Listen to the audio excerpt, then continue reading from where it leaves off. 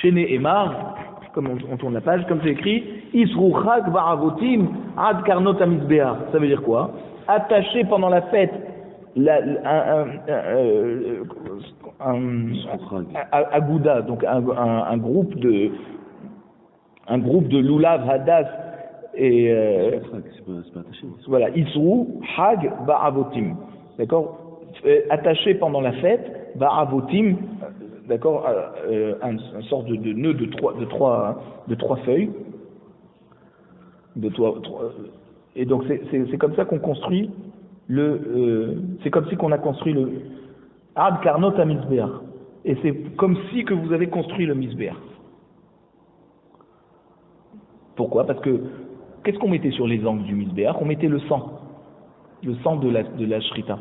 D'accord? Donc c'est comme si qu'il a sacrifié un animal sur le Mizbeach. Comme si qu'il a construit et sacrifié en faisant cette mitzvah.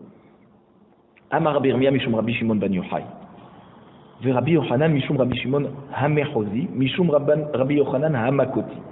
Kol haose isur lehag, ba'achila ou shtiya. Donc ça veut dire que celui qui fait la mitzvah de isur, ça veut dire de rassembler ces 4 végétaux dans sa main, et qui mange bien et qui boit bien, ça veut dire en l'honneur de la fête, Ma'ale alav akatuv kilu bana mizbeach ve'ikriv alav korban. Sheneemar isruchak ba'avotim ad karnot hamizbeach. Il ramène le même pasuk pour nous dire que s'il fait ça, c'est comme si qu'il a construit le mizbeach et qu'il a fait des korbanos. Excuse-moi, isur l'chag, ça veut dire rassembler les 4 espèces. Ouais. Après vous dites be'achila ou be'shtia. Be'achila ve'shtia, et il rajoute dessus en plus des bons repas et des bonnes boissons. Be'achila ve'shtia. Voilà, en mangeant. Ba'achila ve'shtia, exactement. Amar Chizkiya, Amar Rabbi Yirmiyah, Mishum Rabbi Shimon ben Yochai. Kol ha-mitzvot kulam. Donc, toutes les mitzvot, en adam yotze bahen ela derech gedilatan. On est yotze, on est acquitté de la mitzvah, seulement si on a tenu ces végétaux de la même manière qu'ils grandissent lorsqu'ils sont sur l'arbre. D'accord? Il ne faut pas les tenir à l'envers. Donc même à l'époque, quand on construisait le Mishkan et qu'on mettait les bois, d'accord, pour les krachim, les planches, et ben même le bois qu'on avait, ça veut dire on devait les positionner de la même manière qu'elles ont poussé, d'accord? Donc le loulav, comment on le tient? On le tient pas par la pointe, on le tient par la tige d'en bas et on le met vers le haut, comme quand il pousse. Le hadas, la harava et le etrog, pareil. Chez Nehemar, Atse Shittim Omdim. Pour les krachim, les planches du Mishkan, Atse du bois de Shittim, Omdim. Il devait se tenir debout. C'est quoi devait se tenir debout? C'est de la même manière, il devait se tenir de la même manière comme quand ils sont en train de pousser dans l'arbre. Tanyana Miyachi, une braïta qui vient confirmer. Atse Shittim Omdim, de ce pasouk, chez Omdim Derer Gedilatam. Il devait se tenir debout de la même manière comme quand ils sont en train de pousser. Ils sont à la verticale. Davar acher, omdim, il y a une autre explication qui dit omdim, c'est quoi omdim qui se tiennent? Chez ma'amidim et tzipuyam. Ça veut dire que les planches, elles étaient ma'amidim et tzipuyam, ça veut dire elles maintenaient ce qui les recouvrait. L'or qui recouvrait ces planches, d'accord, il était maintenu debout, cet or, grâce au fait qu'il était accroché à cette planche. Donc elle permettait de tenir le tsipouille, ce qui recouvrait la planche, c'était donc des plaques d'or. Davar acher, omdim, notre explication sur omdim, Shema Thomas, avad sivram ou batel sikuyan. Peut-être, tu vas dire, depuis qu'on n'a plus le Oren Moed, on n'a plus le Bet Hamikdash. Alors tu vas dire Avad Sivram ou Batel Sikuyan. Ça veut dire que quoi? Il n'y a plus d'espoir qu'un jour on va retrouver les planches pour faire le Bet Hamikdash. Et même on a annulé notre regard, ça veut dire on ne cherche même plus à regarder où c'est qu'elles peuvent se cacher ces planches. C'est à nous de l'Omar. Alors là on nous enseigne Ase Shitim Omdim. Chez Omdim les Olam ou l'Ormé Olamim. Ne vous inquiétez pas, ces planches qui ont disparu avec la destruction du Beth Amikdash, elles réapparaîtront. Elles tiennent debout dans un endroit du monde, d'accord, et on les retrouvera pareil debout. Amar Chizkiya. Chizkiya nous enseigne Amar Rabbi Yirmiyah, au nom de Rabbi Yirmiyah, Mishum Rabbi Shimon Bar Yochai, au nom de Rabbi Shimon Bar Yochai, Yachol ani liftor et kol ha'olam kulo min ad-dim yom shenivreti ad ata. Il dit, moi, j'ai le pouvoir, par mes mérites, de prendre sur moi toutes les avérotes de la génération, et depuis que, ça veut dire depuis que je suis né, toutes les fautes de la génération qui sont venues dans le monde depuis que je suis né, je peux les prendre sur moi, et grâce à ça, je permettrai que le monde entier il soit quitte de la Midatadine. Ve'ilmale El-Hazar Beni Imi. Et si je prenais aussi mon fils El-Hazar, c'est Rabbi Shimon Bar Yochai qui dit ça. Non, Mishum, Rabbi Shimon. Oui, ils ont dit, c'est Rabbi Shimon Bar Yochai qui leur a dit ça. Si j'avais pris mon fils El-Hazar, Miyom Shenivra Ha'olam Ve'adarsha, pas depuis qu'on est né. Depuis que le monde a été créé, on aura pardonné toutes les avérotes qui sont arrivées dans le monde. Ve'ilmale Yotam Ben Uziyahu, Imanu. Et si avec nous, il y avait aussi le roi Yotam Ben Uziyahu, qui était le roi de Yehuda, de la région de Yehuda, qui est un tzaddik. Alors si on le prenait avec nous, Miyom Shenivra Olam Atzofo. C'est pas seulement des avérotes, on pourrait pardonner les avérotes depuis la création du monde jusqu'à aujourd'hui. Non, on pourrait pardonner les avérotes depuis la création du monde jusqu'à la fin des temps. Si on était les trois réunis. Ve'amar Chizkiya Amar Birmia Mishum Rabbi Shimon Bar Yochai, donc encore un enseignement de Rabbi Shimon Bar Yochai. Raïti Bnei Aliyah Ben Mu'atim. J'ai vu des Bnei Aliyah, ça veut dire des tzadikim, d'accord, mais ils ne sont pas nombreux. Im Elef Hem Ani ou Beni Mehem. S'il n'y en a que 1000 dans le monde, d'accord, qui reçoivent la Shrina sur eux, alors moi et mon fils on fait partie d'eux. Im Mea Mehem Ani ou Bnei Mehem. S'il n'y en a que 100, mon fils et moi on fait partie aussi. Imrak Shnaim Hem Ani ou Bni Hem. S'il n'y en a que 2 dans le monde, c'est mon fils et moi.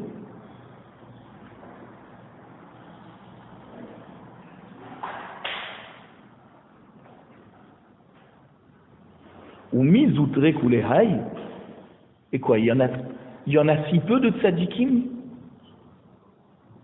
qu'il termine en disant qu'il y a que lui et son fils. Ve'amarava tamne sere alfe dara have dekame kutsha berichu.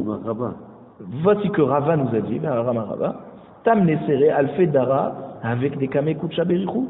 Il y a 18 000 tzadikim qui se trouvent en ligne devant Hachem. Chez Neymar, Saviv Shmona Asar Aleph. Donc dans Yecheskel, Perek Memchet Pasuk Lamed He, il y a écrit là-bas qu'il y a autour d'Hachem 18 000 tzadikim.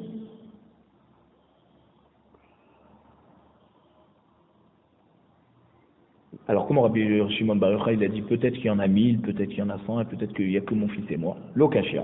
Hade mistakle be aspaklarea meira, ve hade lo mistakle be aspaklarea meira. Quand Rabbi Shimon Bar Yochai il a dit qu'il n'y en a pas beaucoup de Bnei Aliyah, des tzadikim,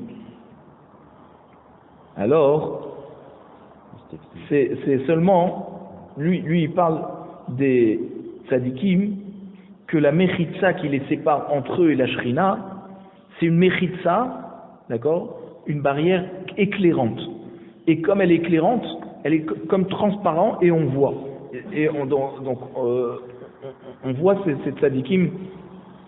Ça veut dire les tzadikim eux-mêmes, voilà, mistakle be aspaklaria hameira. Ça veut dire que leur mechitza entre eux et Kadosh Baruch Hu, d'accord, comme il dit Rashi, mechitza shechotzetzet benehem la shrina, d'accord, ça aspaklaria, meira, elle éclaire comme un miroir qu'on se voit, d'accord. Et donc, c'est des tzadikim qui éclairent. Ceux-là, il n'y en a pas beaucoup. Mais des des tzadikim qui n'éclairent pas aussi fort, d'accord, ils sont proches d'Hachem, mais la shrina lorsqu'elle est sur eux, ils n'éclairent pas ils sont pas éclairants comme en fait Rabbi Shimon Bar Yochai et son fils, alors là, oui, il y en a 18 000. C'est quoi? C'est une barrière qui sépare Voilà, c'est une mechitza entre eux et Akadosh Baruch Hu, et qui est claire. Alors, si elle est claire, ils sont d'un niveau tellement élevé que leur kdusha à l'intérieur, elle est tellement forte qu'il y a un éclairage de la mechitza. D'accord, voilà. Alors, ça, il n'y en a pas beaucoup. C'est-à-dire que leur lumière, elle passe à travers la mechitza vers Akadosh Baruch Hu. Voilà. Ou de mistakle, be'aspaklare, ameiria, mizoutre, kulehai. Et alors quoi, il y a si peu de tzadikim qui arrivent à voir à transpercer cette mechitza, ils éclairent leur entourage, et que Rabbi Shimon il a dit peut-être qu'il n'y en a que 2 et que c'est moi et mon fils. Ve'amar Abayelo pachot alma mitlatin veshita tzadike de mikable apeshrina bechol yom. Il n'y a pas moins dans le monde que 36 tzadikim qui reçoivent la shrina tous les jours d'Hachem. Sheneemar ashre kol choche lo. C'est un pasuk dans Yesharia, avec la med pasuk yutret, il dit ashre kol choche lo. Lo, c'est quoi lo? Begematria tlatin veshita havu. Lo, c'est 36 la gematria. Kol choche, c'est heureux ceux qui reçoivent le choché et reçoivent la shrina, l'eau d'Akadosh Baruch Hu. Ça veut dire que quoi? C'est heureux soit ceux qui avancent comme des tzadikim, et comme le compte 36. Donc il y en a 36 qui reçoivent la shrina tous les jours. Qu'est-ce que Rabbi Shimon Bar Yochai dit qu'il y a peut-être que lui et son fils? La Gemara dit non, lokashia, hade aile bevar, hade aile belovar. Ça veut dire quoi? Quand on a dit qu'il n'y a pas moins que 36 tzadikim qui reçoivent la shrina sur eux tous les jours, ça, c'est des tzadikim qui reçoivent la shrina après qu'ils ont demandé la permission de pouvoir recevoir la shrina. Mais quand Rabbi Shimon Bar Yochai dit que lui et son fils, ouais, il y a peut-être que lui et son fils qui reçoivent la shrina, c'est qui ça? Ça, c'est les tzadikim qui voient la shrina même sans avoir besoin de demander. Bar, c'est quoi bar? Bélo bar. Bar, c'est l'autorisation.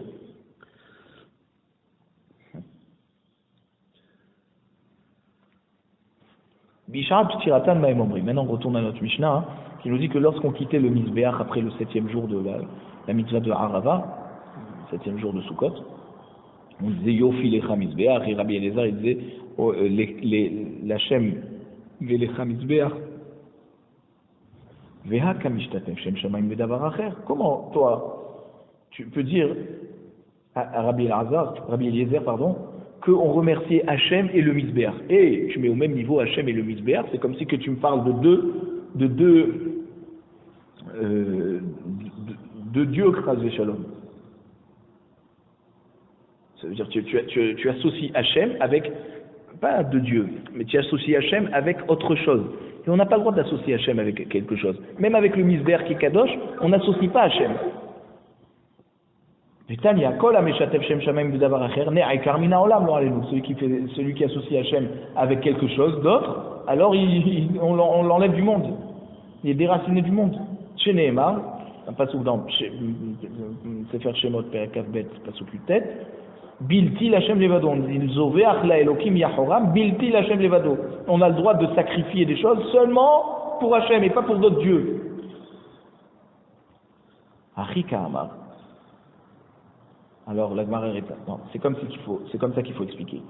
Que Rabbi Eliezer, quand il disait Leia velecha mizbeach, c'est Leia anachnu modim, à Hachem on remercie, d'accord? Parce que nous c'est notre seul Dieu, ou Lecha et pour toi le mizbeach, anu meshabechim, on dit des louanges, parce que toi tu es près, Hachem il t'aime toi le mizbeach, parce que c'est grâce à toi le mizbeach qu'il y a la kapara. Par toi, le Mizbeach, Hachem, il nous donne la kapara. Leya anachnu modim, ou lecha anu mekaltin. À Hachem, on reconnaît, on remercie, Ou lecha, et toi le mizbeach, anu mekalsin.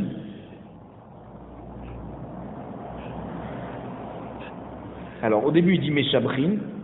Meshabrin, c'est des louanges dans la parole. Mekalsin, c'est des louanges dans l'action. Ok, donc il n'y a pas d'association entre Hachem et le Mizbeach. C'est deux choses différentes. Kema'ase ou Bechol, ensuite la Mishnah nous dit, pareil en semaine, pareil pour Shabbat. Simplement, le Shabbat, il fallait couper les branches de Harava, et Reb Shabbat et les amener au Bet Amikdash. Amar Ravuna, Maïta Armad Rabbi Yochanan Bet Beroka. Pourquoi Rabbi Yochanan Bet Beroka il est cholek et il dit que c'était pas des branches de Harava, c'est des branches de palmier? Dirtiv capote. Il te dit, moi j'ai le pasouk, il y a écrit le Kartem Lachem. Ouais, capote, témarim. C'est quoi capote? Au pluriel. D'accord? Shnaim, achat la lulav, et achat la mizbeach. Une branche de lulav pour le lulav en fait. D'accord? Une branche de palmier pour la mitzvah de lulav, et une branche de palmier pour la mitzvah de harava. Ça veut dire qu'on faisait autour du mizbeach. Mais c'était pas une tige de harava. Parce qu'il y a écrit capote au pluriel. Les Rabbana Anamre kapat ktiv.